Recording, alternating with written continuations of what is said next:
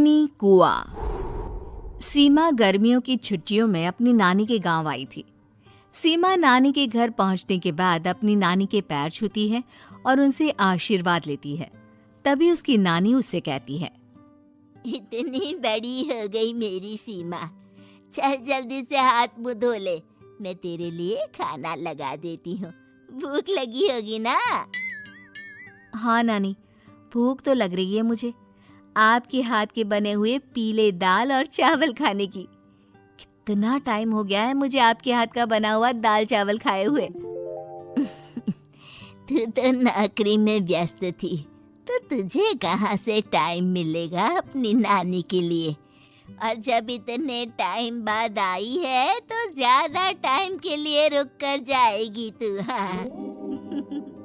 हाँ नानी, इस बार पूरे 2 महीने के लिए आई हूँ। सीमा की नानी अंदर जाकर उसके लिए खाना बनाने लगती है। सीमा कमरे में अकेली होती है, तभी उसे किसी औरत के रोने की आवाज सुनाई देती है। वो कभी खिड़की से बाहर झांकती है तो कभी दरवाजे से बाहर झांकती है। उसे समझ में नहीं आ रहा होता है कि आखिर रो कौन रहा है। तभी नानी खाना लेकर आ जाती है। वो अपनी नानी से कहती है, नानी, कोई औरत रो रही है क्या? मैं जब से यहाँ आई हूँ तब से मुझे यहाँ किसी औरत की रोने की आवाज आ रही है। हे भगवान, कहीं ये वही तो नहीं? बोलो ना नानी। अरे कोई नहीं रो रहा, ये तेरे मन का वहम है। और तू ना अब खाना खा ले, ज्यादा यहाँ वहाँ की बातों में ध्यान मत दिया कर। जल्दी से खाना खा और फिर मेरे साथ आ जा मेरे कमरे में, दोनों बैठकर खूब सारी बातें करेंगे। ऐसे ही अगले दिन सीमा अपनी नानी के साथ गांव के बाजार जा रही होती है। उसी रास्ते में फिर से किसी औरत के रोने की आवाज आती है। वो अपनी नानी से कहती है, अरे नानी, क्या सच में तुम्हें अभी भी किसी औरत की रोने की आवाज नहीं सुनाई दे रही? मुझे किसी औरत की बहुत बुरी तरीके से रोने और चीखने की आवाजें आ रही हैं। मैं बहुत परेशान हूँ नानी, आखिर ये कौन है? मुझे लगता है कि सीमा को शहर भेज देना चाहिए, यहाँ रहना उसके लिए ठीक नहीं। नानी बोलो ना, आप चुप क्यों हो जाते हो? सीमा, तू घर चल, मुझे तुझसे बहुत जरूरी बात करनी है। नानी सीमा को घर ले आती है और सीमा से कहती है, सीमा, कल सुबह तू शहर वापस चली जाएगी। अरे अचानक? आखिर क्या बात है नानी, आप मुझे ऐसे जाने को क्यों कह रही हो? मैं बस जो कह रही हूँ उस पर ध्यान दे। तू कल सुबह यहाँ से चली जाएगी, और ये बात मैं कोई मजाक में नहीं बोल रही। तू कल जाएगी तो मतलब जाएगी। अरे नानी, चली जाऊंगी मैं, ठीक है, पर आखिर बात क्या है ये तो बता दो। मम्मी से कोई बात हुई है या फिर मुझसे कोई गलती हुई है जो तुम मुझे अचानक से जाने के लिए बोल रही हो? देख सीमा, रात बहुत हो चुकी है और मुझे इस बारे में कोई बात नहीं करनी। चल, अब चल के मेरे साथ सो जा। सुबह की बस पकड़कर तुझे शहर भी तो जाना है। सीमा को अपनी नानी का ऐसा व्यवहार देखकर बहुत ही अजीब लगता है। उसे कुछ समझ में नहीं आ रहा होता है कि आखिर उसकी नानी उसे अचानक से गांव छोड़कर जाने के लिए क्यों कह रही है। ये सारी बातें सोचते सोचते सीमा की आंख लग जाती है और वो अपनी नानी के साथ सो जाती है।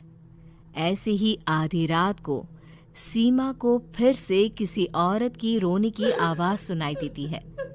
वो उस औरत की आवाज सुनकर बार बार करवटें बदल रही होती है और तभी उसे सपने में भी एक अजीब सी औरत की परछाई दिखाई देती है, जो इतना चीख चीख कर रो रही होती है कि सीमा डरकर उठ जाती है। वो पूरे पसीने पसीने हो रही होती है। वो अपने आसपास देखती है तो घर में बिल्कुल शांति का माहौल होता है। सीमा घबरा जाती है।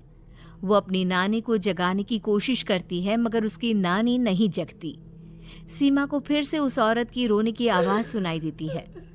आखिरकार सीमा अपने आप को रोक नहीं पाती और वो घर का दरवाजा खोलकर बाहर निकलती है। आखिर ये माजरा क्या है? आज तो मैं पता करके रहूंगी।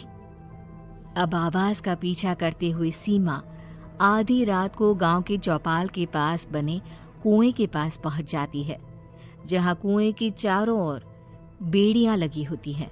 उन बेड़ियों में लगे हुए ताले के साथ एक लाल रंग का कपड़ा और माता रानी का कलावा बंधा होता है। उस कुएं में से सीमा को किसी के रोने की आवाज आती है। सीमा परेशान हो जाती है। इस कुएं में कौन है? कौन है यहाँ? सुनो, कौन है? कौन रो रहा है?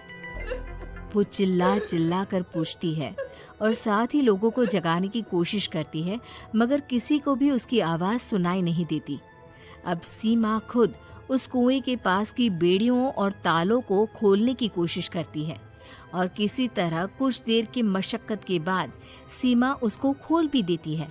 और जैसे ही वो कुआं खोलकर उसके अंदर झांकती है, सीमा उस कुएं में गिर जाती है। इतने में उसकी नानी की नींद भी खुल जाती है और सीमा को पास ना देखकर नानी परेशान हो जाती है। नानी घबराकर पूरे घर में उसे ढूंढने की कोशिश करती है, जिसके बाद उसकी नानी और सभी लोग उस खूनी कुएं के पास जाते हैं और सीमा की नानी कुएं के पास खड़ी होती है। सभी गांव वालों और सीमा की नानी को सीमा के चिल्लाने की आवाज आती है। बचाओ! कोई मुझे बचाओ! मेरी बच्ची, हम आ गए, हम तुझे बचा लेंगे। नानी, मुझे यहाँ बहुत डर लग रहा है। यहाँ इंसान की कटी हुई मुंडिया, हाथ, पैर और कंकाल है और खून भी है। नानी, मुझे डर लग रहा है। आप सब मेरी मदद कीजिए, नहीं तो ये खूनी कुआं मेरी बच्ची को भी खा जाएगा। अरे मुझे तो ये समझ में नहीं आ रहा कि आखिर इस खूनी कुएं को खोला किसने। सालों पहले इसको इतनी मुश्किलों के बाद तांत्रिक बाबा ने बंद किया था। अरे पूरा गांव खूनी कुएं के बारे में अच्छे से जानता है, तो कोई भी जानबूझकर तो ऐसा करेगा नहीं। मतलब किसी ने अनजाने में इसे खोल दिया है भैया। सीमा को इस बारे में मालूम नहीं था और जब से वो यहाँ आई थी तभी से उसे किसी औरत के रोने की आवाज़ें भी सुनाई दे रही थी। कहीं सीमा ने ही तो उसे नहीं खोला। अगर ऐसा है तो फिर सीमा का बचना बहुत मुश्किल है। वहीं कुएं के अंदर सीमा रोते हुए बैठी होती है कि उसे आवाज सुनाई देती है जो कुएं के बाहर खड़े गांव वालों में से किसी को सुनाई नहीं देता। आज सालों के बाद मुझे ताजा खून मिलेगा। तेरा खून पीकर आज मैं अपनी प्यास बुझाऊंगा।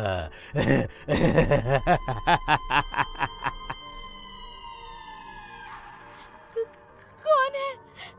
कौन है? मत मारो प्लीज, मुझे जाने दो प्लीज। मैंने किसी का क्या बिगाड़ा है? वो तुझे मरने के बाद पता चल ही जाएगा। जितने में गांव वाले और सीमा की नानी कुछ सोच पाते, उतने में उन्हें सीमा के चिल्लाने की आवाज आती है और अगले ही पल सब शांत हो जाता है। क्या हुआ? सीमा, मेरी बेटी। माफ करना बहन, लेकिन अब सीमा वापस नहीं आएगी। हमें एक बार फिर से कुएं को बंद करना होगा। गांव वाले तभी तांत्रिक को बुलाकर लाते हैं। एक बार फिर अपनी शक्ति से तांत्रिक बाबा उस कुएं को हमेशा हमेशा के लिए बंद कर देते हैं और वहां एक बोर्ड लगा दिया जाता है कि यहाँ आना मना है।